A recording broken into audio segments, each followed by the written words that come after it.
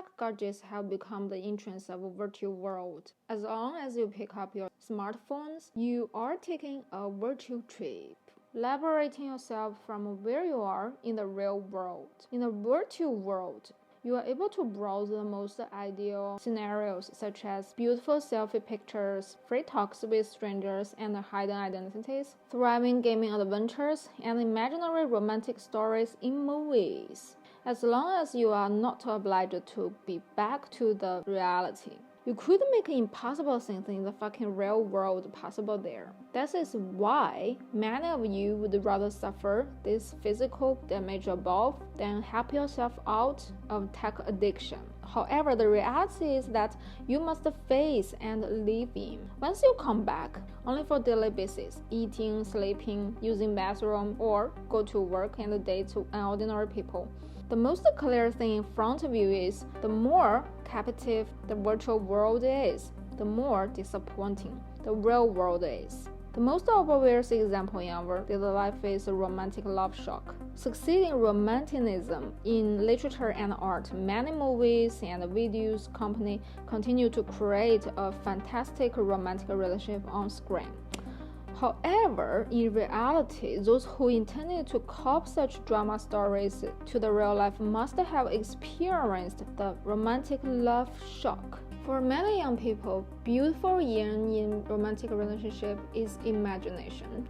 Turns out to be heartbroken tragedies. Sometimes you don't know who you should blame. The virtual world where people create and you participate in, or you fool without super judgment. Right. The virtual world provides us with glory, hope, and ideal spiritual pursuit. Meanwhile, sharp contrast with the rough real world. When you put the feet on the ground sooner or later. Such a transition is much like you enjoyed in your childhood, whereas what you got to face in adulthood. That's why many tech goods companies and gaming companies can easily grow into big business and industries.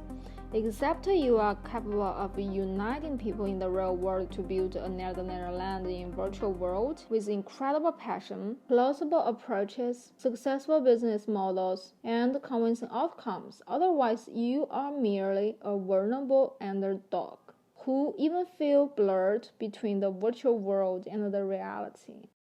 Paradox.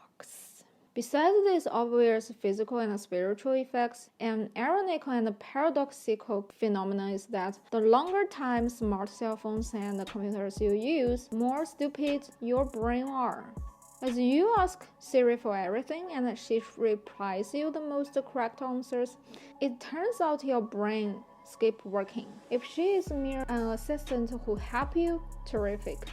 But if she is taking running chances of your brain that in the long term, as your brain works less, it will become obtuse. This is a unique and paradoxical AI-based function in cell phones and laptops that other tech gadgets which only help you to solve physical problems don't have. Can you calculate without calculators? Can you remember your own telephone number by brain?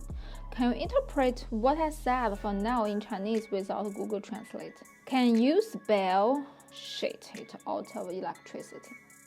Retrograded with over-reliance on the ones the tech gadgets, or as human beings, we have already been past lost some so-called basic intelligence by being spoiled by tech gadgets' conveniences. Scientists have told us the more our brain work and be used, less chance we get brain diseases. Are humans smart? Yeah, they used to be, until they create something smart to fool themselves to be vulnerable.